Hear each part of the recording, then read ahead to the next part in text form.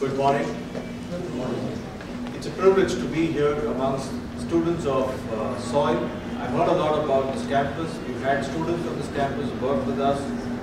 And I must tell you, I'm very impressed with the manner in which the whole concept of business education is being looked at in this campus. And I must personally thank Anil for having invited me to this conference. I've gone through the detailed sessions and I'm sure the 2 days are going to be extremely interesting. I'm not really sure if there are other preschools in this country who even organize such forums of this kind. There are lots of conferences which do happen, but I think this has been uniquely designed and a lot of thought has gone into it. And I was most impressed today when I walked into this room where I found all the students here, the faculty members, engaged in an activity which I think is very unique. This is not something I've ever seen in any preschool, any corporation. I think it talks a lot about what you're trying to achieve. I do understand. This is a journey. This is not something that's going to happen today, it's not going to happen tomorrow, but I'm sure it's going to happen someday.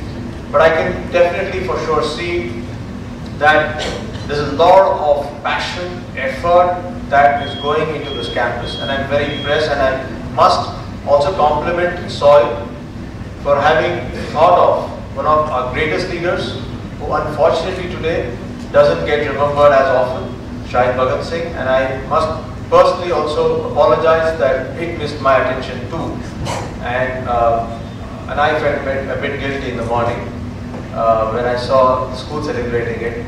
And I thought you celebrated it in the most passionate manner, and I thought the girl who gave a speech on Bhagat Singh, and what I liked most, and I actually thought that you guys must have spent some time putting together this video, because we are in this business of putting together some of the videos. I don't know how long it takes to do some of them.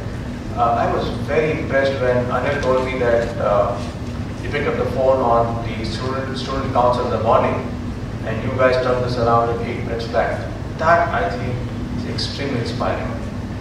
What it tells each of us, and I'm sure these are examples that will stay with you. Those 4 or 5 students, I'm sure must have felt that piece of shit in the morning. Anil must have called up. I'm sure he might not be very pleasant with them. You guys must have cursed him and said, "What's wrong with you, sir?" Right? At 7:30 in the morning, you expect me to do this? The whole program will go for a toss. Just now at 8:40 a.m. 8:45 a.m. Yeah. So I'm sure, not on the phone. Yeah, I'm sure all that would have happened. I'm sure if I was in your position, I would have done the same. But I can tell you for sure, you guys must be feeling on top of the world right now. You're feeling on top of the world right now, and I think you rightfully deserve to feel on top of the world right now, because you earned it by putting together what otherwise would have been impossible, what otherwise would have been rejected, what otherwise would have been left out to say, this is too late now, let's not do it. And this, I think, is the first learning of any person who gets into any part of the world, commercial world for sure. And I can tell you in ICICI Bank, I can give you numerous examples of what we let go, almost believing it won't happen. And then there is this one person who takes it and says, no, I want that to happen. And then you see, and what I think Anil did is to challenge your ability. Because he for sure doesn't want you to fail. Please understand. I'm sure he would have asked this out of you had he known that you guys can't pull it off. He had immense faith in the fact that this team of SOIL would not let him down and will put this off for him. It is, and credit to the team here, because you could have also let that go and said, and dug in and said, Anil, this will not happen. So you credit your team to say, I don't think we can pull it off, but if Anil is saying you should do it, let us give it a shot. That is when you realize your ability. And now I know this team will now go back and say, putting together this in 7 minutes, 5 minutes is no big deal. It can happen if you want to make it happen. To me, if this is one learning, if the team, now the difficulty here is the 6 of them, I don't know what the number of people, students are, who have personally gone through it, this would stay with you for your life. Wherever you are, please remember that this is what will transform you as a different leader, and this is what will differentiate you as a different person. Now, the topic of innovation today is innovation in turbulent times. I think is an extremely relevant topic. I think turbulent times is something we all connect with. We all are part of it today. We are part of this country, so we know that there is a certain momentum, there is a certain environment which may not be very optimistic at this point of time. And as Anil rightly said, there are enough or more people who make it even more pessimistic than what it is. But that being what it is innovation the only answer? I think what I can definitely see is there is a struggle as a nation. We are currently grappling with this theme called innovation. It's not that innovation never happened in the country. It's not that we never knew what it was. I rightly gave examples of how we've innovated as a nation, even during the freedom struggle to post that. I'm sure there are numerous examples how we've done it. So what does it mean? Now, innovation is a very, and I must tell you, I will constantly talk about innovation in the context of ICICI, but that's an example as an organization I've been with the last 12, 13 years. So numerous examples. So I'll try and connect it back to how we go about it. I'll be honest enough to tell you as to what we do right and what we don't do as well. We are also talking a lot of innovation within ICICI Bank. And I'm sure every other bank and every other organization in the world today talks about it. But very few actually do it.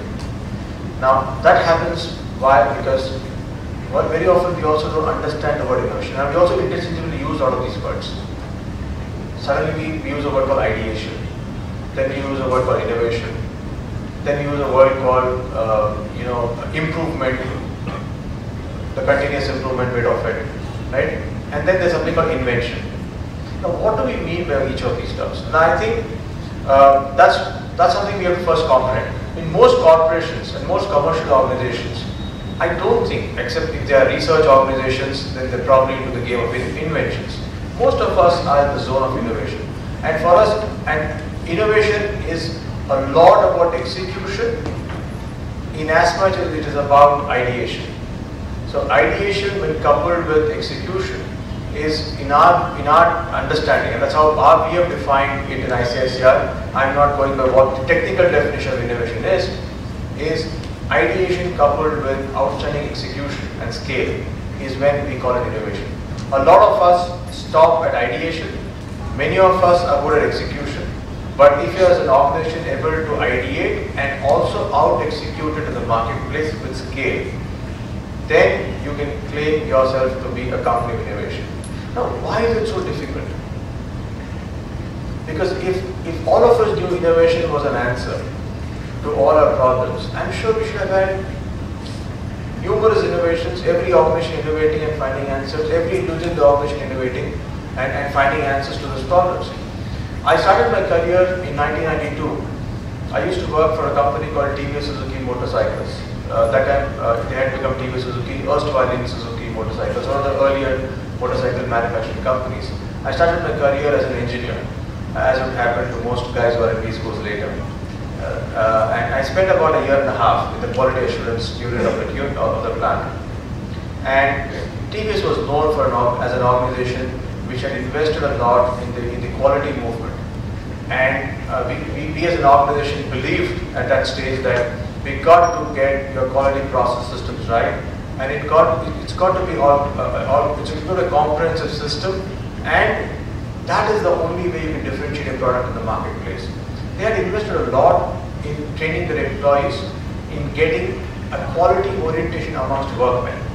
They had also started a program which was very popular in manufacturing organizations for a long period of time. I'm not really sure whether it's as popular today, something called Kaizen. All of us would have heard about it. Continuous improvement, the Japanese terminology. We had a Japanese collaborator, so it's obvious that Anil has been one of the leading consultants in that space. He's one of the, I would probably regard him as one of the people who actually crafted this movement in India with Aisha. So a lot of work, a lot of organizations were trying to get into it. But the question which often get asked is that why don't workmen the first original concept was you have a suggestion box kept in a corner where you expect people to go and drop suggestions into those boxes. But often those boxes would be empty. It never really took off. And then there were mechanisms, methods to look at to see how do you get people to contribute. Think about small changes. Don't think about big innovations. Small improvements in your workplace. I think it took off to a point in TVS, but it never really took off as well. And I'm sure it is true. We tried that in Brookmont when I did my summer training post my B-school. We tried that in ICI where I worked. It never really happened in any organization I have worked with. Now, there could be organizations where it has worked. I'm not aware of them to the extent. In ICICI, we started a process where we had an email box created. This is now an online system. That is the innovation we probably brought.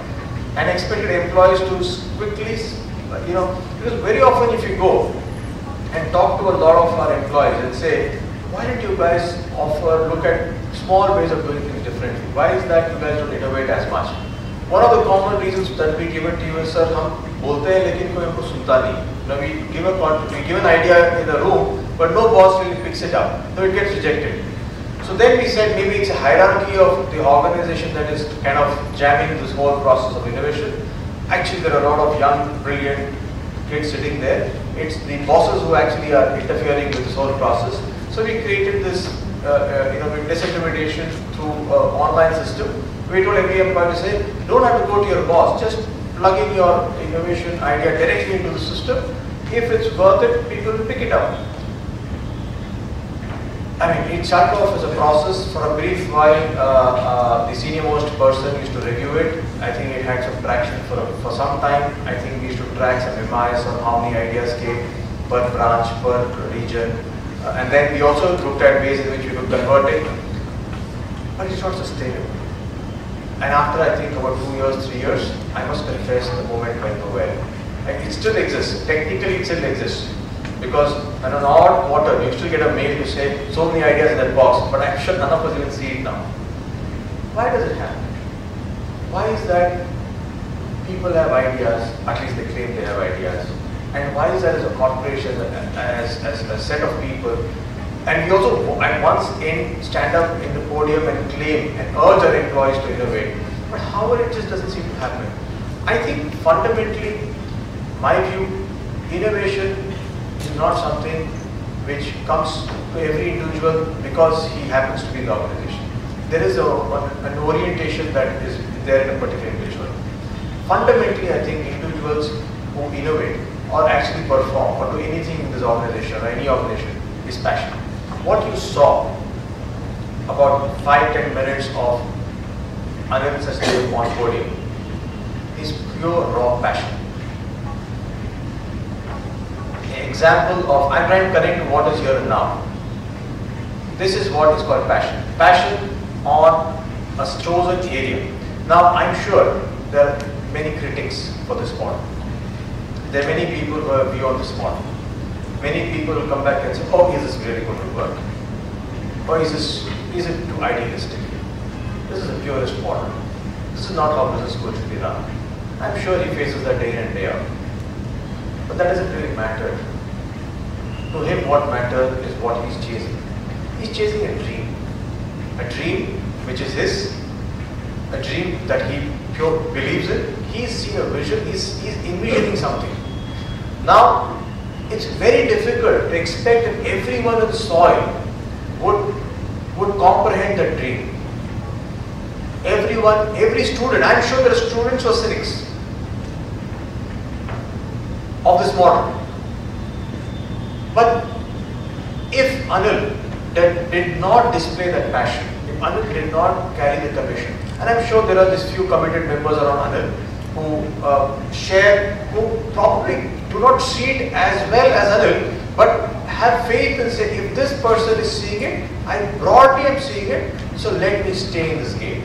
There are this set of people who are ardent supporters of this game. And Anil now depends on them to push this game forward.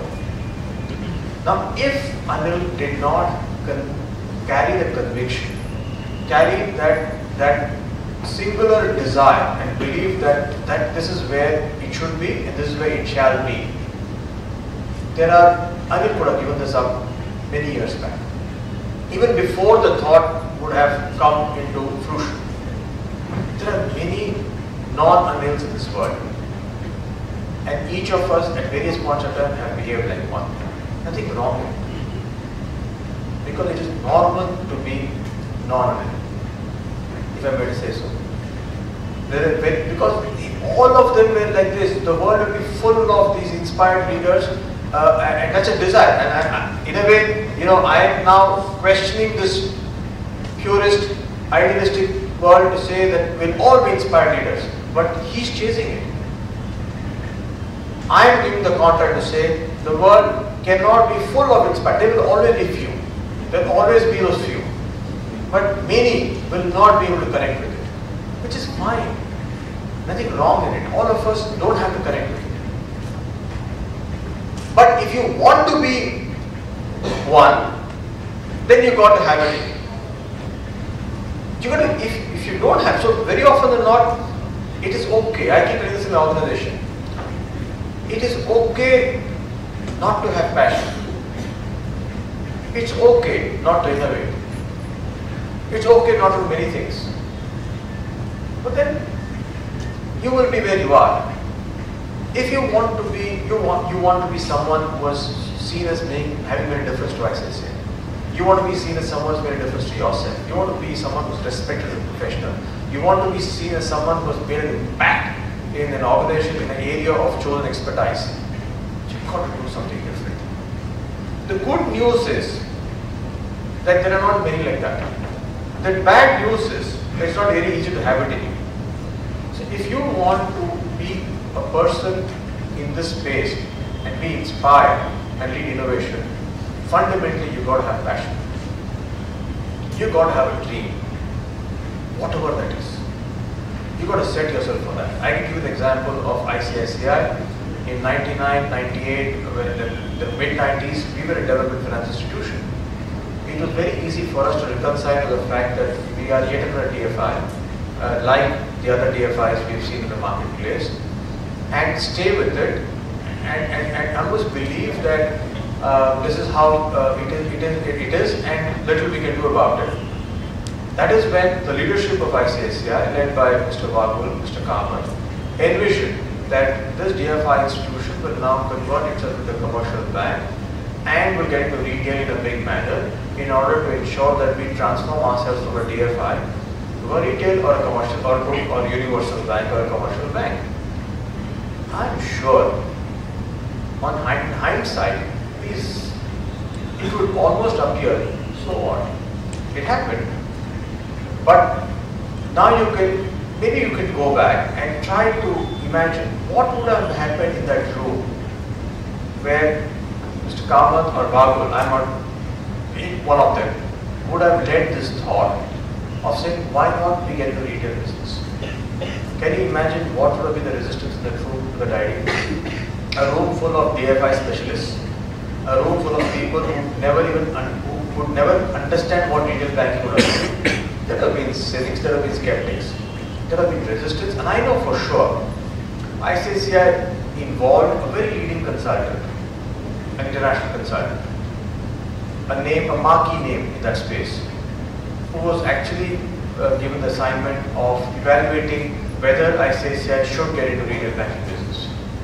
And as would have it, as it happens, even consultants are not necessarily people who are listening. They churn out the obvious.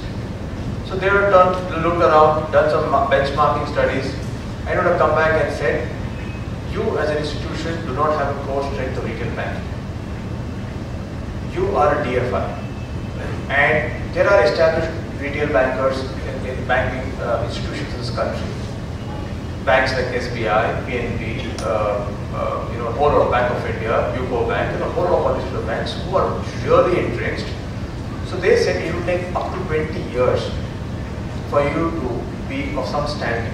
This was in 1995 plus. Of some standing in the retail banking space. So you have now a famed consultant putting out a report. Now most corporations read it as Bible. And the skeptics would have used it conveniently to say that here it goes. Not just I, but someone like ABC is now also saying you shouldn't be getting into it.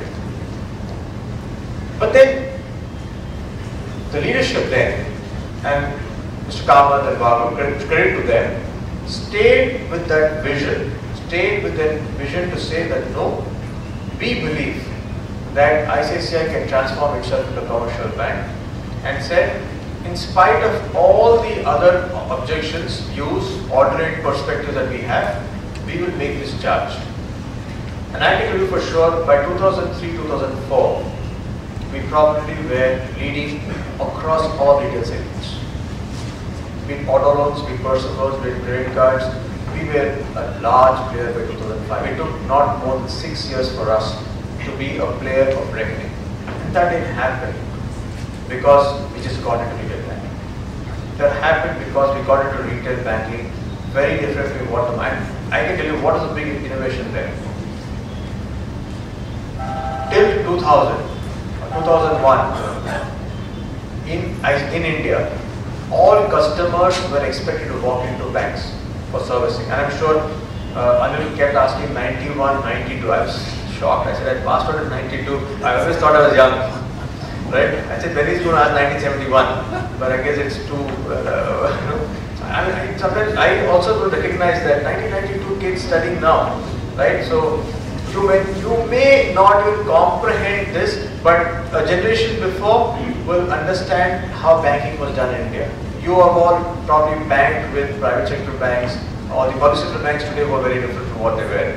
So you don't even have experience. But I can tell you for sure, when my dad used to go to a bank, I used to accompany him to the bank. It was almost like a ritual for me to go there. My dad had bought a house in Bangalore. He had to take a loan from the branch manager. So you had to walk to the branch, you would wait outside the branch manager's room. He would invite you to his room. There would be a whole lot of documentation. So you were expected to go to the bank, and the bank and the branch manager signed the document of the loan. My dad was so thrilled. He thanked the branch manager for having accepted the loan document, cleared the loan document, and we felt that the branch manager had done a huge favor to us by clearing the loan document. Cut to 2000, ICICI transformed the whole concept to say, why should the customer come to the bank? Why can't we go to the customer?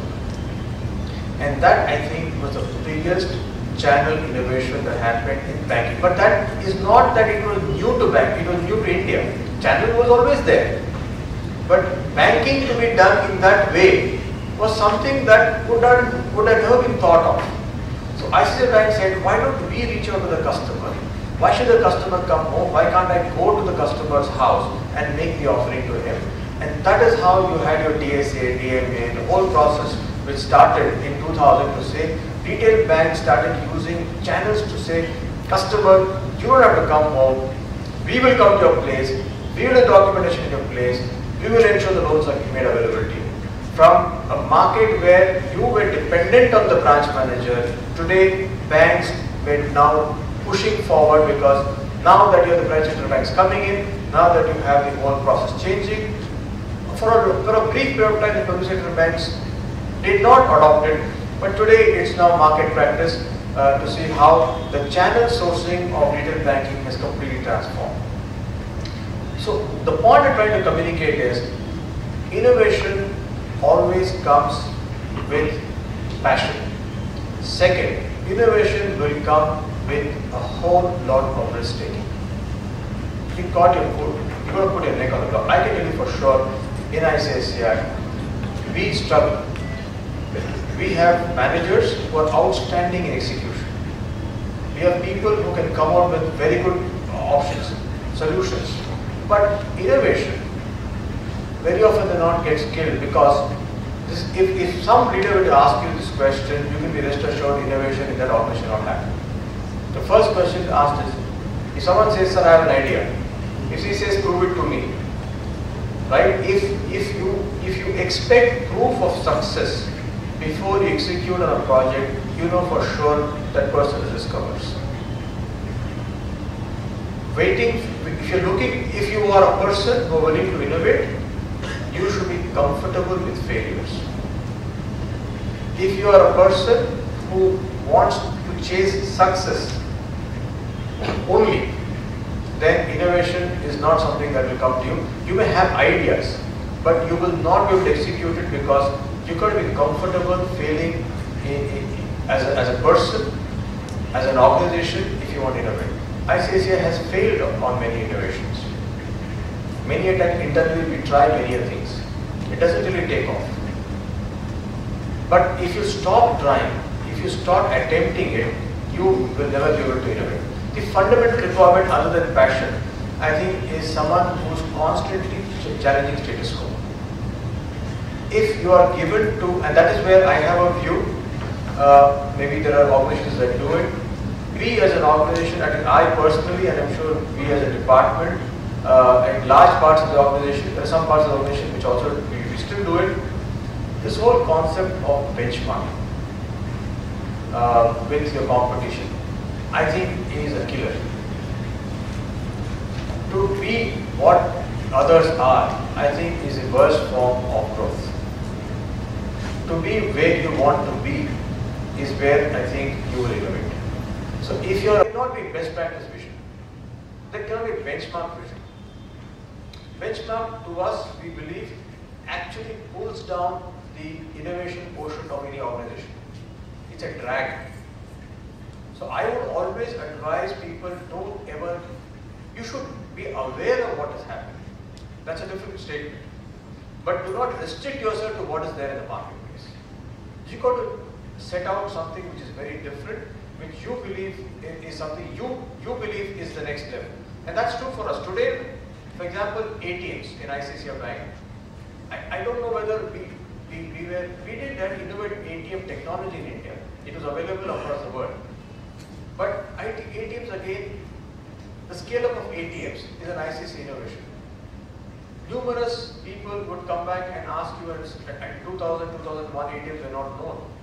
The biggest objection was that large parts of India are not very comfortable with technology. So when customers go to ATM to transact, customers are comfortable transacting with human beings. Will they go to an ATM, put a card in, will they be able to punch their password and get money out? And they felt that it will get rejected by most Indian customers because they are comfortable with technology. And cut to 2014 and 13, you know for sure that every bank cannot survive without an ATM strategy. So, very often than not, if you as a leader are comfortable with status quo and do not challenge status quo and constantly look at doing things differently, you are not going to be a person who is very different. And I refer this because corporations are made of individuals. So I am working at individual level. ICICI by itself cannot innovate. ICICI will innovate only if it has a collective set of individuals who believe in this thought and who propagate this thought. And hence it's important that each of you at an individual level have to ask yourselves to say that, am I a person who's chasing something in my life? What are you chasing? What is your purpose? What are you going for? Are you going for a 8 lakh job at the end of 2 years of your MBA? Or are you chasing a dream that is much bigger than that? If you're chasing something bigger than that and you believe you have the passion in you, then chances are that you will stay at it and you will get where you are. And second, are you a person who's comfortable with the way it is happening? Or are you comfortable with willing to experiment? And I can tell you that it's not easy to do it. All of what I'm asking for is not necessarily easy, but it's not impossible either. Experimentation is difficult. I keep saying that because there's risk involved. A lot of people come and tell me, "Sir, give me an assurance that I will try this out, but nothing. If it goes wrong, what happens? If it goes wrong, you will get hit. You will suffer. I can't assure you that give me a safety net and then I will innovate. If the moment you ask for that, at least you won't innovate. As a culture, you may have a relatively better insulated culture compared to other organizations. You may tell the people to innovate, even if they fail, you can tell them that nothing will happen to you. But will there be some amount of criticism? When you fail in a project, it will be there. You can't say that it will be completely insulated. Yeah, you may not lose your job, you will not lose your bonus, you will not lose your career. But for a brief while, you will come under pressure if you don't get your innovation right. So that is why that is why most people give up. But if you stay with it, then the chances are that you will go and achieve what you want to achieve, which others otherwise will not be able to get. A bit of couldn't care less attitude. And I give this example, why I'm saying this because honestly, I've been spending more time with the soil in the last 6 months to 1 year. Though we have been consortium partners, some of my colleagues have been associated with this campus. You've got to have a little couldn't care less attitude. This institute has it. It doesn't matter what the others are doing, right? We will do what we have to do. That couldn't care less attitude is also very important because if you're too bothered about endorsements, about what people around you are looking for, and if you're looking, even a person saying that, tell me whether I'm doing right, tell me whether I'm doing the right thing. If you're looking for constant endorsements for a long period of time, people will not be endorsing you. If you're in the journey of innovation, for a long period of time, there will be critics, there will be skeptics. So if you are a person who was given to low self-worth and looking for constant endorsements, those are not people who probably would push for innovation. You've got to be someone who has this couldn't care less attitude. Assimilation of others' perspectives, I think is very important for innovation. I've seen people who are passionate about what they're doing, they're passionate about what they're chasing, but are equally receptive to others' perspectives. You watch them very carefully. These are people who will articulate their points of view, but will keep their minds open so that they are people who are willing to assimilate others' perspectives. Because a lot of innovation does not happen because of your own idea. You build on many things that come your way.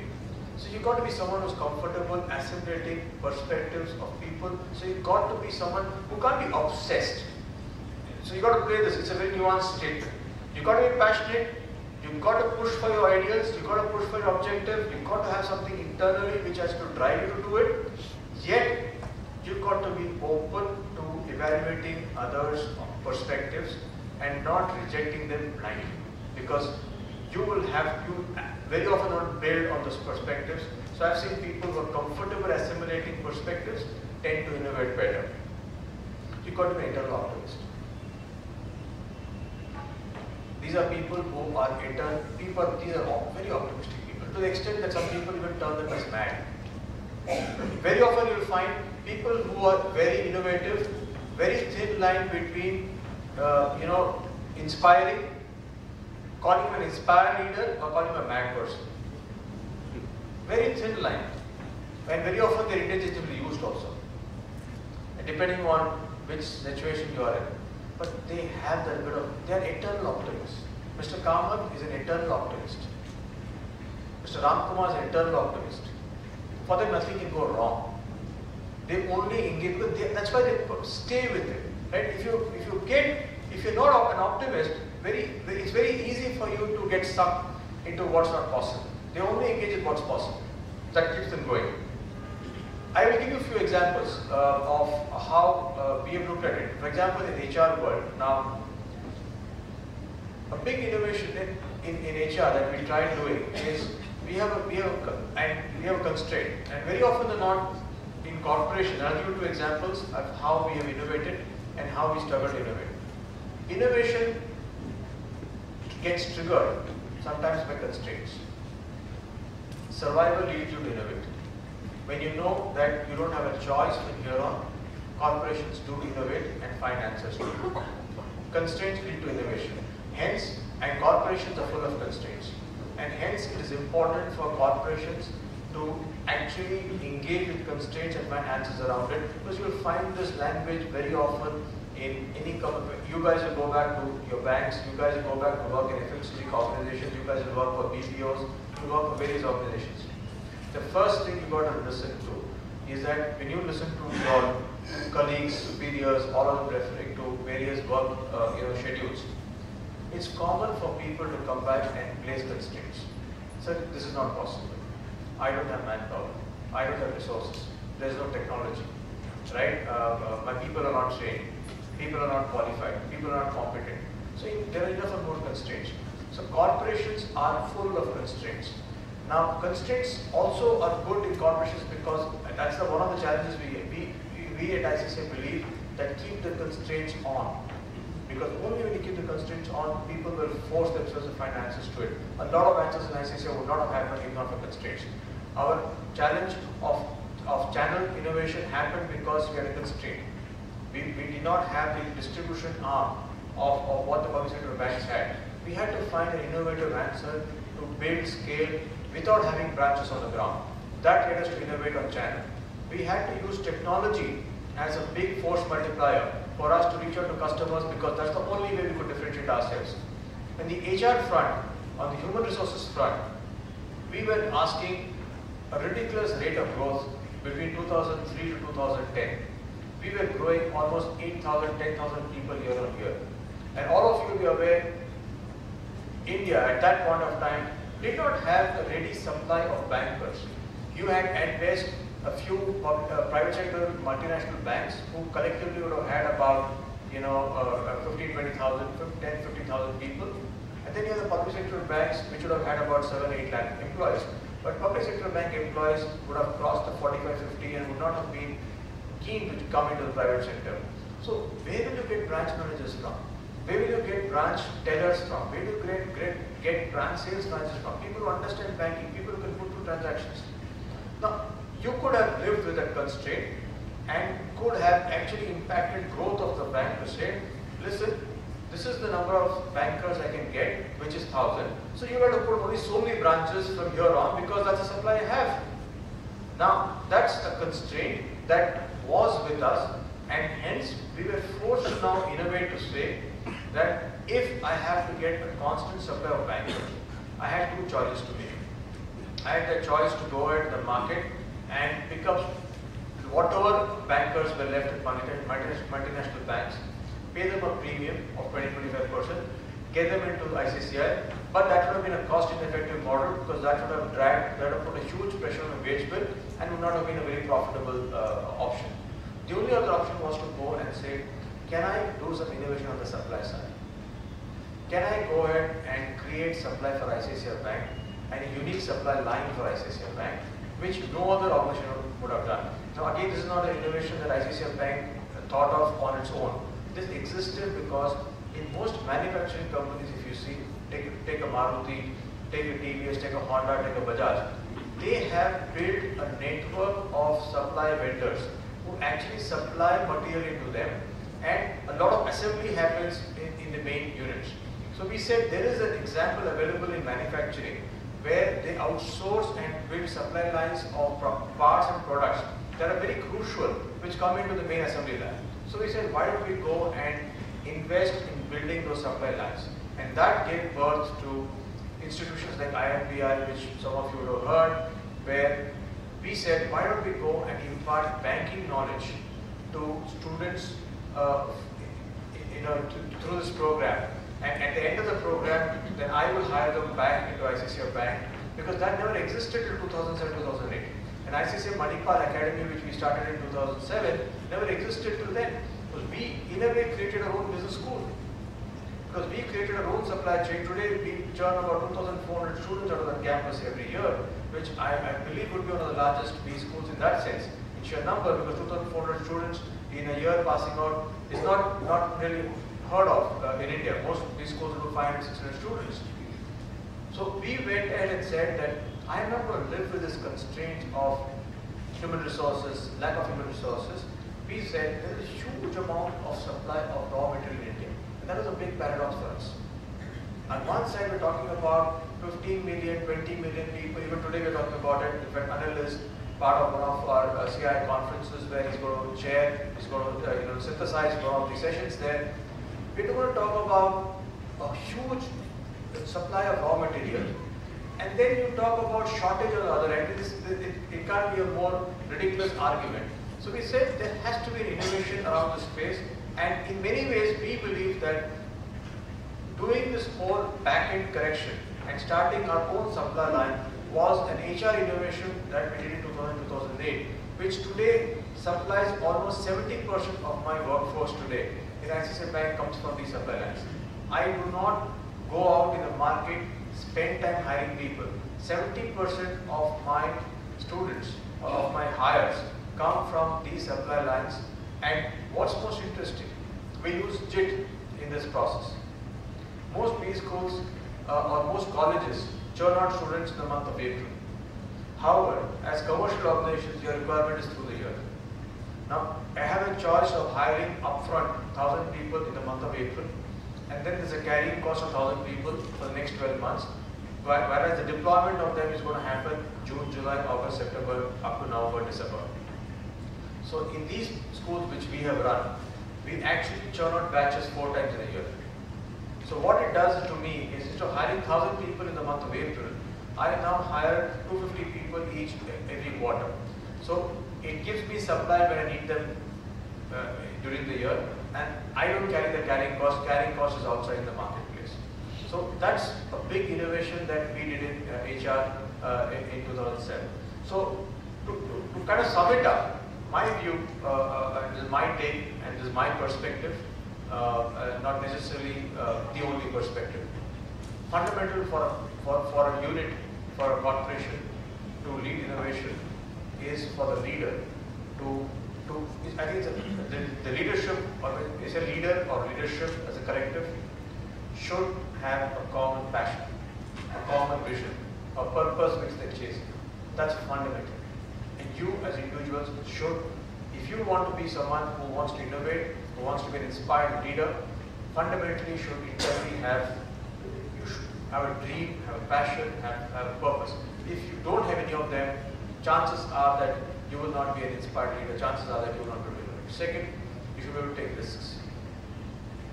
You should be able to put your neck out, stand out for your cause, irrespective of whatever criticism that comes your way. Pursue it. 9 out of 10 times you get it. But there will be occasions you won't get it. Don't lose heart. Failures are fine. Feel comfortable with failures, but don't give up your cause for that. A failure is only, what it means is that the method you've used now, the way you've used now, is not going to take you to your vision or take you to your objective. But doesn't mean the objective should be renegotiated. So failures should come from failures. Criticism is fine. Share a passion for a particular cause. And fourth, do not stay with what is available in the marketplace. Constantly challenge status quo. Look for different ways of doing things. There is no one way of doing things. Even if you join a corporation tomorrow, even if you join ICICI Bank tomorrow, in spite of all the training we do, and that is the paradox. We will train you to say follow the process, right? Which is fine. So hence leadership is not about doing either or. It's about doing both, right? So you've got to follow the process. There are banking regulations. However, doesn't mean you can't challenge them. So you can also, at the same time, while you are following the processes, don't start assuming that this is how it has to be done. You are expected to constantly check, why should it be done this way? Why can't it be done differently? If you have the inquisitive challenge in you constantly, let me tell you, you will find answers very different from what others could think of. The last part is, all these things are very difficult to find every person. There are few who carry it, few who have an orientation towards it. And you got to ask yourself the question, do you have an orientation towards these aspects? And if you have one, the chances are that you will turn out to be an outstanding, inspired leader for one, for yourself, second, for the organization, third, for the society at large, and fifth, for the nation. Thank you.